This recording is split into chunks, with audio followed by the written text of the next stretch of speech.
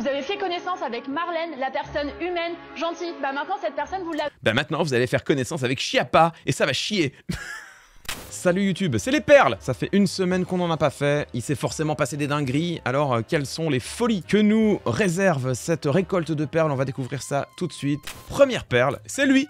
Il est debout, regardez, c'est François Hollande. Il parle du CICE, le crédit impôt compétitivité emploi. 1 million d'emplois créés par ces 20 milliards d'euros annuels que coûte. C'est une blague en fait. Il n'y a pas du tout eu 1 million d'emplois. Le CICE, transformé depuis en baisse de cotisation durable par Emmanuel Macron. On t'écoute François, promis. Je pense que déjà 100 000 emplois, c'est assez significatif, mais ça en a créé beaucoup plus. 100 000 emplois par rapport à 100 milliards de CICE, vous trouvez que c'est significatif? Oui, parce que s'il n'y avait pas eu le CICE, non seulement il n'y aurait pas eu les 100 000 emplois qui ont été créés, mais il y aurait eu des pertes d'emplois bien plus considérables. Donc ce qu'il faut essayer de calculer, c'est pas simplement les emplois créés, même si on a des évaluations qui peuvent être différentes, mais c'est ce que... C'est la dernière évaluation en date. France Stratégie est un organisme... Oui, mais je ne conteste pas le... Proche de Matignon, c'est une étude sérieuse. Non, on va arrêter parce que donc, ça n'a pas d'intérêt pour moi.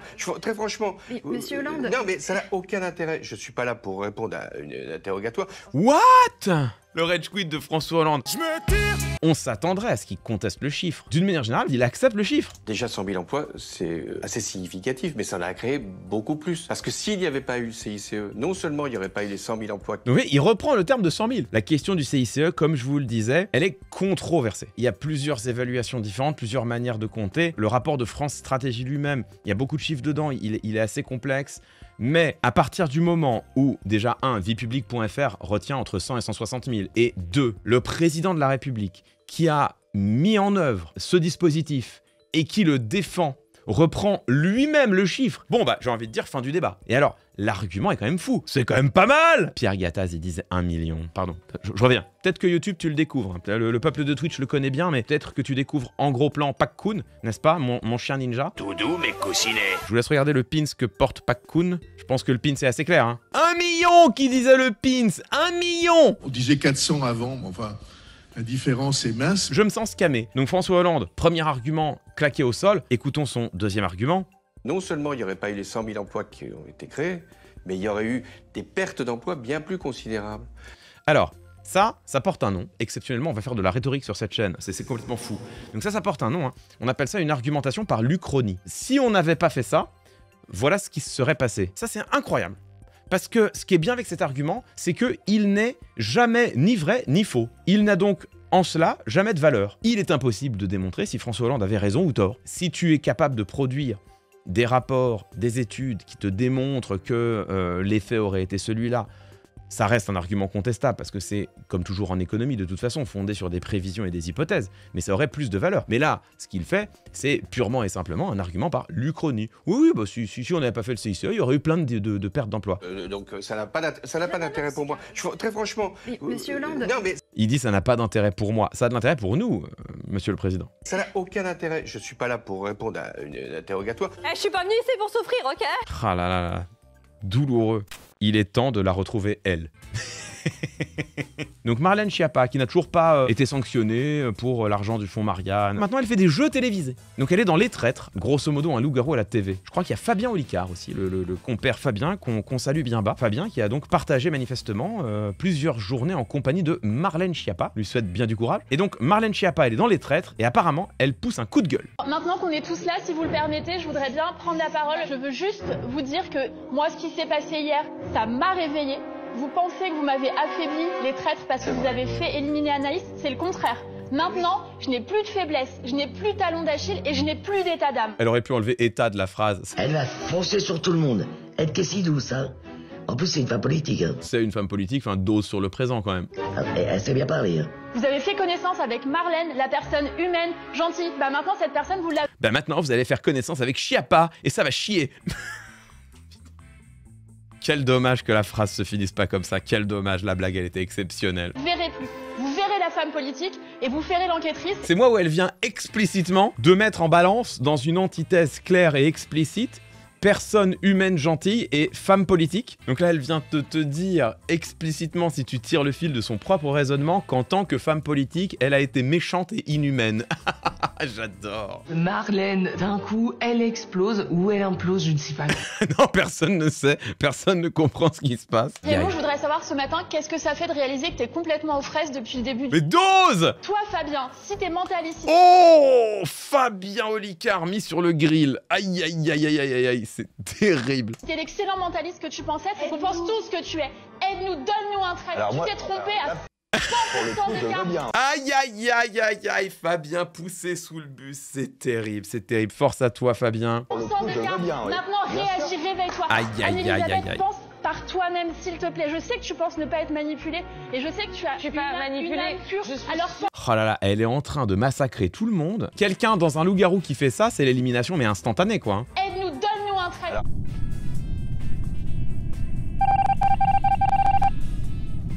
Les loyaux ont la force du nombre. Alors je vous en supplie, un pouvoir, c'est ce qu'on en fait. Qu'est-ce que vous faites de votre pouvoir? Les traîtres utilisent le pouvoir. Les loyaux, utilisez votre pouvoir. Elle a aspiré leur âme, assommée sous un tunnel de langue de bois, avec les slogans politiques les plus claqués du monde. Vous avez le pouvoir est entre nos mains. Nous avons le pouvoir de l'amitié. Grâce au pouvoir rassemblé de Captain Planet, nous pouvons faire échec aux traîtres. Je vote pour Marlène, pour qu'elle se taise. C'est ça que je vous demande aujourd'hui. J'ai terminé. Enfin, faut descendre du bus, madame. Faut y aller, madame. Faut prendre vos affaires, faut y aller. Franchement, c'est pour des moments comme ça qu'on tient cette chaîne. Étonnamment, je la préfère ici qu'au gouvernement. Là, je la trouve à sa place. Je la trouve bien, là. Oh waouh, c'est Yael Braun-Pivet qui parle, mesdames, messieurs. L'actualité est parfois difficile. C'est justement pour ça qu'il faut en parler, se retrouver, dialoguer.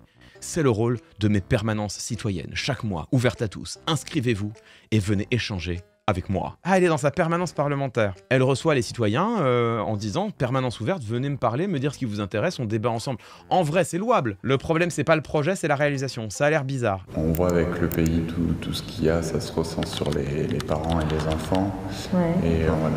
Aïe, aïe, aïe, aïe, aïe, c'était très dur. Alors déjà, c'est quoi ce son? C'est quoi cette réverb de l'enfer? Oh, mesdames, messieurs, c'est le retour. C'est le retour du monteur fou de La République En Marche. Oh là là. Et alors attendez, parce que je sais pas si vous l'avez vu passer, mais... Le pays, tout ce qu'il y a, ça se ressent. Voilà, le retour de la paralysie du sommeil. C'est quoi ce sourire flippant? Moi, quelqu'un m'écoute avec ce visage-là, je pars en moonwalk, mais instant, quoi. Ça se ressent sur les parents et les enfants. Ouais. Et voilà. Quand tu dis que ça se ressent sur les parents... Aïe, aïe, aïe, le tutoiement, par contre... je sais pas. Les enfants, raconte un peu comment tu les... Enfin, on voit que les parents et les enfants sont fatigués, ils s'énervent un peu plus vite. Enfin, tu le sens? Oui. Pourquoi est-ce qu'ils ont fait un montage un peu anxiogène où ça coupe à des endroits complètement aléatoires et il y a un drone qui est en train de monter pour créer de la tension? Ils l'analysent comme étant une inquiétude par rapport à ce qui se passe aujourd'hui dans notre pays. Oui. Ils ont totalement rajouté une réverb sur le son, c'est sûr et certain. C'est le retour du monteur fou de La République En Marche. On va appeler ce monteur Femp, ça me va. Ils ont le Femp, le monteur fou, qui leur sabote chaque vidéo, c'est exceptionnel, c'est merveilleux. Moi je crois qu'il y a plusieurs choses. Je pense que sur le plan politique, ce que les gens nous disaient, c'était en fait il faut stabiliser, c'est angoissant. Alors je confirme que la vidéo devient très très angoissante, hein. Ça effectivement c'est en effet angoissant. Hein. On a besoin que vous fassiez des efforts pour y voir clair et d'être rassuré sur le fait que ça va bien se passer, c'est un peu ce que tu disais au départ. Après, il y a une deuxième chose, c'est qu'il y a pas mal de radicalité qui s'exprime dans notre pays. Je sais ce qu'ils ont voulu faire, ça y est. Elle a voulu faire la pub de ces rencontres, permanences, je sais pas quoi. Bon bref, grosso modo, Yael Braun-Pivet fait ce que font à peu près tous les députés, c'est-à-dire qu'ils ont une permanence, la porte est ouverte, tu peux soit prendre rendez-vous, soit même parfois, dans les heures de permanence de ton député, tu peux juste venir toquer à la porte et aller papoter avec lui. Ils essayent de faire passer ça pour étant un grand truc démocratique, c'est très bien qu'elle le fasse, mais à peu près tout le monde le fait. Mais alors là, ce qui est intéressant, c'est que généralement, les gens qui viennent te voir dans ta permanence, c'est pas pour discuter politique. Généralement, tu vas voir ton député parce que soit t'as une faveur à lui demander, soit t'es dans la merde, t'as épuisé à peu près toutes tes voies de recours et tu te dis, dans le doute, je vais toquer à la porte de la permanence parlementaire, on sait jamais, cette personne peut faire quelque chose pour moi. Et donc en fait, qu'est-ce qu'ils ont voulu faire? Elle fait sa com, elle fait sa pub. Donc là, c'est full fake, ils ont le droit, il n'y a pas de problème. c'est tout à fait normal que les responsables politiques communiquent. Le seul problème, c'est que c'est raté. Avec des gens qui votent extrême, donc des clivages, je trouve, qui s'accentuent. Et je trouve que... Lui, le pauvre, on a l'impression que son âme a quitté son corps, qu'il en peut plus. Elle l'a paillé jusqu'au dernier degré. En fait, on a l'impression que les gens, en ce moment, se montent les uns contre les autres. Que ce soit avec des opinions politiques différentes, mais pas seulement. C'est quoi ce cadrage? C'est-à-dire que le mec qui filme, il est littéralement en train de s'endormir, tu vois, et il y a le Braun-Pivet, elle disparaît du cadre. Mais pas seulement. Ça y est, elle est plus là. Ça y est, ah, elle est revenue. Politiques qui, en fait, viennent un peu pointer du doigt qui doit faire des efforts ou de la faute de qui c'est. Avec, du côté de l'extrême droite, c'est de la faute de l'étranger, c'est de la faute du migrant. Ah, je pense qu'il y a un point LFI qui arrive. Je pense que ça va être de la faute de Jean-Luc Mélenchon dans peu de temps. De l'autre côté, l'extrême gauche qui vient nous expliquer, c'est la faute des riches, ils contribuent pas assez. Bah oui. Bah, de facto, non? Et etc. Je trouve que ça aussi, ça antagonise les gens humains. Il ne correspond pas à ce qu'est notre pays. Ils ont fait un fondu au noir sur la vidéo. Ils ont oublié de faire un fade-out sur la musique. T'as vraiment la musique qui se coupe. Comme à chaque fois que La République En Marche en général, et Yael Braun-Pivet en particulier, cherche à faire un élément de communication, c'est catastrophique, c'est éclaté contre le mur. J'ai quand même un peu l'impression que les permanences citoyennes de Yael Braun-Pivet, c'est tu viens, tu te poses, et elle t'inflige une demi-heure de monologue, il y a quand même des extraits, voilà, et puis après tu pars. Voilà, avec ton âme qui s'est échappée de tes yeux, probablement. Allez, on avance. Alors, on écoute Karim Bouamran, pardon. Karim Bouamran, voilà, on écoute... On écoute donc Karim Bouamran, le maire Parti Socialiste de Saint-Ouen. Saint-Ouen-sur-Seine, évidemment. Il est sur LCI, je ne sais pas de quoi ça parle, je ne sais pas ce qui se passe, ça dure 44 secondes. Qu'est-ce qui peut mal se passer? Le Parti Socialiste ne soutiendra pas ce gouvernement s'il n'y a pas un 360 degrés, tant sur le fond que sur la forme. Là, il s'agit de la forme. Effectivement, c'est court. Le maire de Saint-Ouen est aussi bon en géométrie que moi en géographie, manifestement. Le fameux virage à 360 degrés, mesdames, messieurs, qui est vraiment le plus impressionnant des virages. Comme quoi, il semblerait qu'il y ait bien une partie au moins, mais une partie peut-être malgré tout du PS, qui soit assez proche d'Emmanuel Macron, puisque le virage à 360 degrés, ça ressemble quand même à ce qu'Emmanuel Macron nous propose avec Sébastien Lecornu. Donc, bravo Karim. Et il semblerait que tu sois bientôt en situation de pouvoir ne pas voter la censure, donc exceptionnel. En dessous de cette vidéo relayée directement par LCI, on a la note utilisateur suivante. Un cercle fait 360 degrés. Faire un 360 degrés, c'est faire un tour complet et revenir à la position initiale. Et avec en lien le wiki sur le cercle. C'est vraiment super. Il y a des moments comme ça où les notes d'utilisateurs qui sont éminemment problématiques à plein d'égards, mais il y a des moments comme ça où ça t'offre des vrais grands moments d'humour. Merci aux utilisateurs d'avoir ajouté cette note. Qu'est-ce que c'est que cette histoire? Le député RN, Emmanuel Taché, condamné à retirer de la pagerie de son patronyme. Comment? Emmanuel Taché, le député RN de la 16e circonscription des Bouches-du-Rhône, est redevenu un roturier. Oh, miskin. Le parlementaire né à Montreuil il y a 50 ans vient d'être condamné vendredi 12 par le tribunal de Lille à ne plus utiliser le nom Taché de la pagerie, sous lequel il s'est fait élire dans le territoire d'Arles en 2022. L'action en justice pour usurpation de particules, révélée par Le Monde peu après les législatives, a été intentée par les descendants de la famille Tacheur de la pagerie, grande noblesse du Perche, choqués de voir leur patronyme détourné à des fins politiques. Défendu par maître Frédéric Pichon, ancien militant du GUD, sublime, c'est sublime. Les tachères de la pagerie ont obtenu gain de cause. C'est les tachères de la pagerie, et lui il s'est appelé Taché de la pagerie parce que ça ressemblait, mais non. Non mais le culot du mec! Il est également condamné à verser 5 000 € de dommages et intérêts aux plaignantes et à publier la condamnation sur son compte Facebook, le Walk of Shame. 3 années de ténacité et de fidélité à notre devise familiale, Honori Fidelis. La fidélité à l'honneur porte enfin leurs fruits. C'est une victoire. Alors après, eux, ça a l'air d'être des sacrés fachos aussi. C'est une victoire solide face à un adversaire bien entouré et un signal clair envoyé à tous. On ne vole pas un nom de famille impunément. Nonobstant l'avocat qui est un ancien du GUD et la devise familiale qui est Honori Fidelis, nonobstant ces red flags là, en vrai ils ont raison. Moi un mec s'appelle du jour au lendemain Viktorovitch en disant franchement j'ai le droit, je m'appelle Victor, un mec connu qui s'appelle Victor, vous allez m'en trouver un? Ah, Hugo Victor, vous êtes nombreux à dire ça.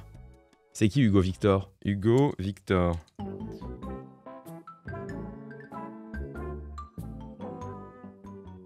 Cette séquence n'a pas existé. Pardon, regardez bien l'écran.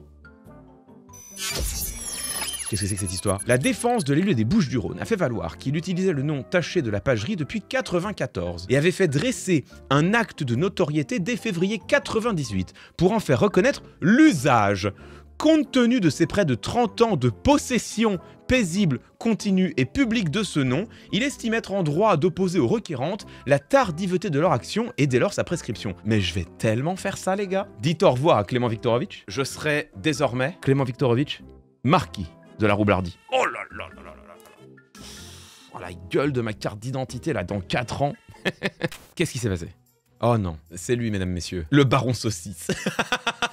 Il est manifestement à la fête de l'humanité. Enfin, une notation AA+, AA-, moi je la réserve pour les andouillettes.